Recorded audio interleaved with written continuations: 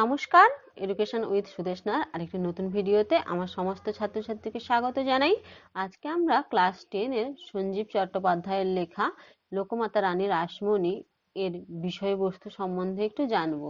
এর বিষয়বস্তু ছোট করে তোমাদের সামনে তুলে ধরবো, তাই তোমরা যারা এই মুহূর্তে ভিডিওটি দেখছো তোমাদেরকে বলবো তোমরা স্কিপ না করে প্রথম থেকে ভিডিওটি দেখতে থাকো। এবং হ্যাঁ, এর নামকরণের সার্থকতাও তোমাদেরকে বলে দেবো, তাই তোমরা পুরো ভিডিওটি প্রথম থেকে দেখো এবং এখনো যারা চ্যানেলটিকে সাবস্ক্রাইব করোনি তারা প্লিজ চ্যানেলটিকে শেয়ার এবং সাবস্ক্রাইব করে দিও। সঞ্জীব চট্টোপাধ্যায়ের জন্ম 1930 খ্রিস্টাব্দে।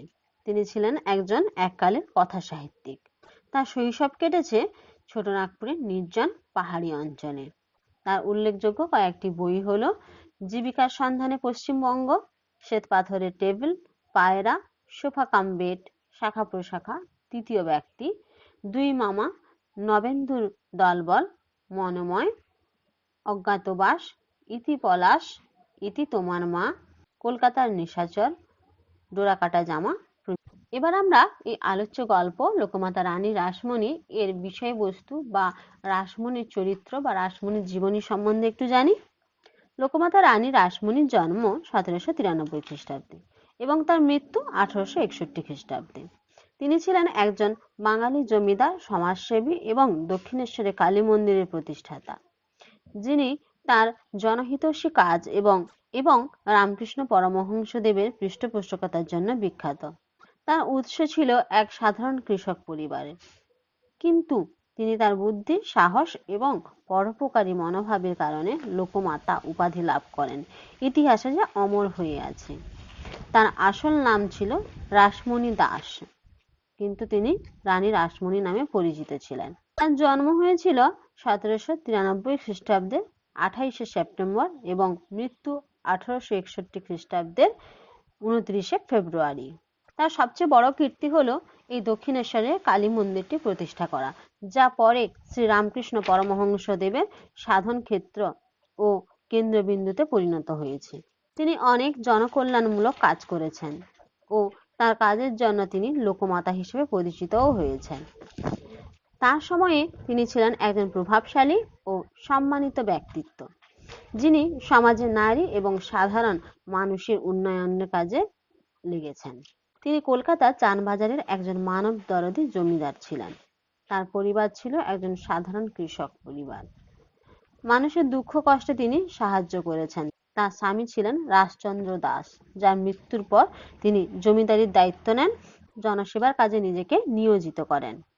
তার নামে লোকমাতা রানী রাসমণি মিশন এর মতো সংস্থা কাজ করেছে, যা গ্রামীণ উন্নয়ন ও পরিবেশকে নিয়ে কাজ করেছে।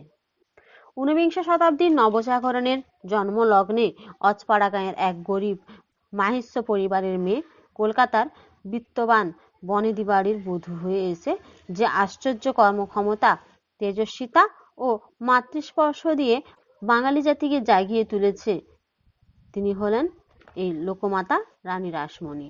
এই প্রজন্মের কাছে তিনি তুলে ধরেছেন এই প্রয়াস। তিনি রাস উৎসবের সময় জন্মেছিলেন বলে রাস কথাটা তার নামের সঙ্গে যুক্ত হয়েছে, তাই তার নাম হলো রাসমণি। বাবা হরেকৃষ্ণ ডাকেন রানী বলে, মা রামপ্রিয়ার ইচ্ছে অনুযায়ী তার নাম হয়েছিল রাসমণি। বাড়িতে দুই ছেলে, রামচন্দ্র এবং গোবিন্দ, এবং বিধবা বোন ক্ষেমংকরীকে নিয়ে হরেকৃষ্ণের অভাবের সংসারে তার এক চাঁদের হাট বসেছিল। 1804 সালে 21শে এপ্রিল কলকাতার জানবাজারের ধনী জমিদার পরিবারের প্রীতিরামের কনিষ্ঠ পুত্র রাসচন্দ্র দাসের সঙ্গে খুবই সাধারণভাবে বিয়ে হলো রাসমণির। এর আগে পরপর রাসচন্দ্রের দুই স্ত্রী মারা গিয়েছেন অকালে, কিন্তু এবারে বিয়েটা হলো রাজ্যটোপ। বাপের বাড়িতে রাসমণি ছিলেন সবার মা। এখানে এসেও শ্বশুর শাশুড়ি থেকে দাস দাসী, কর্মচারী, দারোয়ান সবার কাছেই হয়ে উঠলেন তিনি মা। 1823 সালে মারা গেলেন হরেকৃষ্ণ। বাবার পরলৌকিক ক্রিয়া কাজকর্মের জন্য অনেক টাকাই পাঠালেন রাসমণি। আর সে বছরই বন্যায় ভেসে গেল বাংলার বহু মানুষের ঘরবাড়ি। হাজার হাজার মানুষ এক মুঠো খাবারের খোঁজে তখন কলকাতার রাস্তাঘাটে ঘুরছে। সামান্য সরকারি সাহায্যে মিটল না সে মহামারীর সমস্যা। রাসমণির আবেদনে স্বামী রাসচন্দ্র খুলে দিলেন তার জানবাজারের প্রাসাদের অতিথিশালার দরজা। সেখানে আহার এবং আশ্রয় দুইই পেল আর্ত মানুষের দল। বন্যা থামলে ফিরে যাওয়ার সময় চাষ আবাদের জন্য হাতে নগদ টাকাও পেল তারা। গোটা বাংলা সেদিন চিনল করুণাময়ী রাসমণিকে। ঊনবিংশ শতাব্দীতে কলকাতার তাদের অনেকেরই পয়সা গেছে বেহিসেবি বিলাসিতায়, কিন্তু বাবু রাজচন্দ্র দাসের কীর্তি রয়ে গেল কলকাতার বুকে বাবুঘাটে, বেলেঘাটা খালের ফুলে, নিমতলা শ্মশান ঘাট থেকে ইন্ডিয়া গেজেটের পাতায়, কাপ হলে লাইব্রেরি তৈরির ইতিহাসে, এবং অন্যদিকে টোনাখাল, সোনাইবাজার, যদুবাজার থেকে আজকে দক্ষিণেশ্বর পর্যন্ত রানীমার কথা বলে শেষ করা যায় না। 53 বছর বয়সে 1836 সালে 9 জুন মারা গেলেন বাবু রাজচন্দ্র। রানীমার বয়স তখন 44। রানী হলেন যোগিনী। শক্ত হাতে হাল ধরলেন জমিদারি। সেজন্য জমিদারি সংক্রান্ত যাবতীয় কাগজপত্রে ব্যবহারের জন্য তিনি করলেন নিজের নামে সিলমোহর। কালীপদ অভিলাষী শ্রী রাসমণি দাসী। বাড়িতে শুরু হলো আবার 12 মাসে 13 পার্বণ। জোড়াসাঁকো ঠাকুর বাড়ির প্রিন্স দ্বারকানাথ ঠাকুর রানীমার কাছে ম্যানেজারের চাকরি করে যাইতে এসেছিলেন। জোড়াসাঁকো ঠাকুর বাড়ির প্রিন্স দ্বারকানাথ ঠাকুর রানীমার কাছে ম্যানেজারের চাকরি চাইতে এসেছিলেন। উল্টে তাকে লিখে দিতে হলো রাজচন্দ্রের কাছে 2 লাখ টাকা নেবার দায়ে রংপুর এবং দিনাজপুর অন্তর্গত স্বরূপনগরের পরগনাটি। সেখান থেকে বছরে খাজনা আসত 36,000 টাকা। এছাড়া নড়াইলের অত্যাচারী জমিদার রামরতন রায়কে জব্দ করে এবং করিমপুর পরগনার নীলকুঠির কর্তা ডোনাল্ড সাহেবকে সাহিস্তা করে রানী রাসমণি প্রজাদের স্বস্তি দিয়েছিলেন। এদেশে নীলকরদের অত্যাচার রুখতে রানীমা দেখালেন নতুন পথ। গঙ্গা ইজারা নিয়ে জেলেদের মাছ ধরার জীবন জীবিকা ফিরিয়ে দেন ইংরেজদের সঙ্গে রীতিমতো লড়াই করে। একবার চৌরঙ্গীর ইংরেজ সাহেবদের বেয়াদপির প্রতিবাদে বন্ধ করে দিয়েছিলেন কোম্পানির রাস্তা।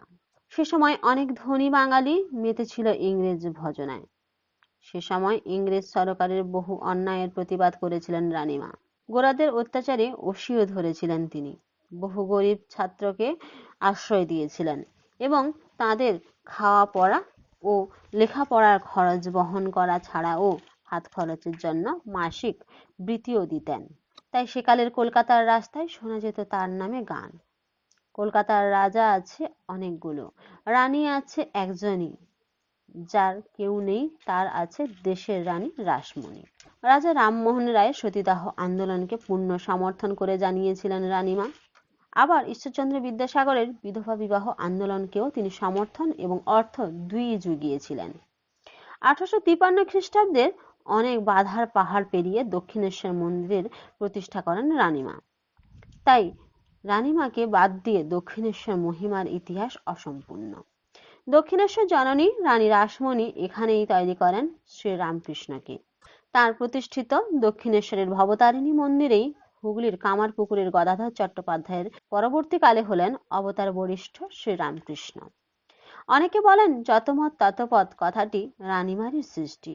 আবার শোনা যায় রানীমা তার মায়ের জন্য রামপ্রিয়ার রাম আর বাবার নাম হরে কৃষ্ণের কৃষ্ণ শব্দ দুটি মিলিয়ে তৈরি করেছিলেন ভবতারিণী মন্দিরের ছোট ভট্টাচ। গদাধরের নতুন নাম শ্রীরামকৃষ্ণ। কিন্তু রামকৃষ্ণ সাহিত্য রচয়িতারা একবারও সে প্রসঙ্গ নিয়ে আলোচনা করেননি। উল্টে শ্রীমকথিত কথাটিও বারবার বলেন। শ্রীরামকৃষ্ণ চড় মেরেছিলেন রানীমার গালে।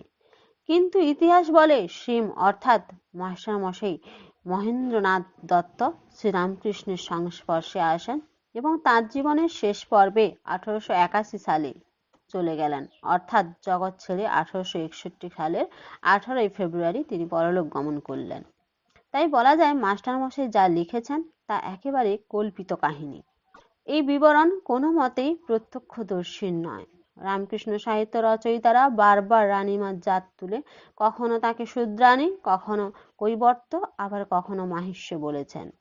রানী রাসমণি প্রতিষ্ঠিত দক্ষিণেশ্বরী পরবর্তীকালে হয়ে ওঠে স্বাধীন ভারত গঠনের সাধনক্ষেত্র। অমর চট্টোপাধ্যায়, রাসবিহারী বসু, বাঘা যতীনের মতো মহান বিপ্লবীরা এখানে বসেই দেখেছিলেন স্বাধীন ভারত গড়ার স্বপ্ন। এবার আমরা তোমাদের এই লোকমাতা রানী রাসমণি এর নামকরণের সার্থকতা একটু জানবো। বাংলার ঘোর দুর্দিন যেন বেড়েই চলল। ইংরেজি 1770, বাংলা 1176 বঙ্গাব্দ। অনাবৃষ্টির ফলে সমগ্র বাংলায় দারুণ দুর্ভিক্ষ দেখা দিল। সেই মর্মান্তিক অকালের সময় ইংরেজ দেওয়ান স্বরাজের হার আরো বাড়িয়ে দিল। সাধারণ কৃষক এবং গরিব লোকেরা অনাহারে মারা যেতে লাগলো। জমিদার ও বিত্তবান লোকেদের অবস্থা খারাপ হতে লাগলো। সময় মতো খাজনা মেটানো তাদের পক্ষে সম্ভব হচ্ছিল না। ঘরে যেটুকু পুঁজি ছিল তাও শেষ হয়ে গেছিল। সেই বছরটা বাঙালির স্মৃতিতে 76-এর মন্বন্তর নামে ইতিহাসের পাতায় রচিত হলো এবং এক চরম অভিশাপ হয়ে বেঁচে আছে বা ঠাঁই নিয়েছে। সেই মন্বন্তরে আনুমানিক 1 কোটি লোকের মৃত্যু হয়েছিল।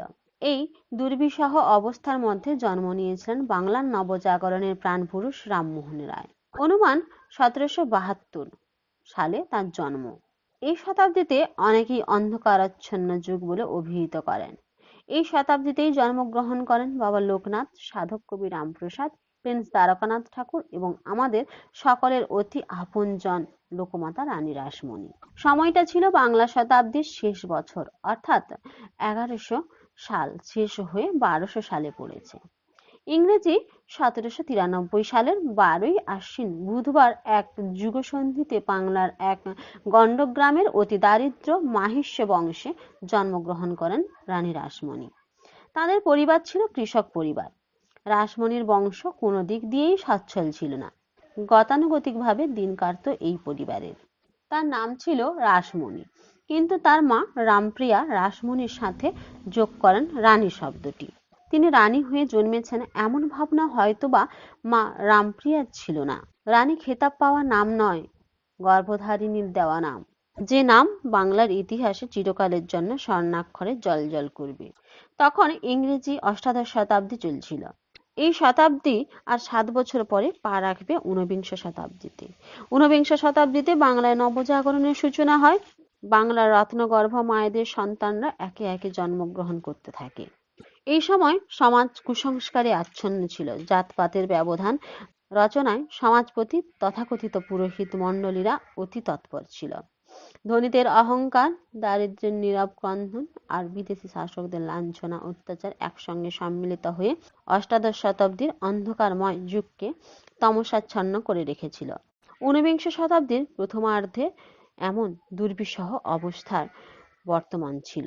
1793 সালে বাংলায় এহেন সমস্যা সংকুল সামাজিক পরিবেশে রানী রাসমণির জন্ম হয়। দরিদ্রের কন্যা রাসমণি, পিতার নাম হরেকৃষ্ণ দাস, মাতা রামপ্রিয়া দাস।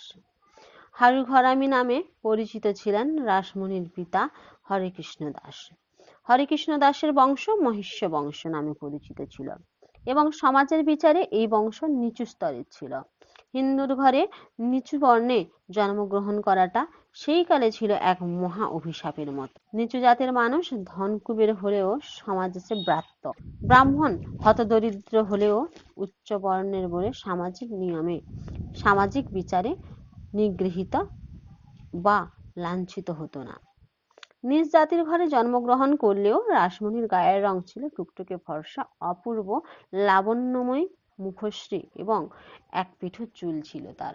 তাই তিনি সমাজের অন্যান্য শ্রেণীর মধ্যেও কিছুটা হলেও সমাদৃত ছিলেন এবং পরবর্তীকালে তার বিবাহ হয় কলকাতার জানবাজারে।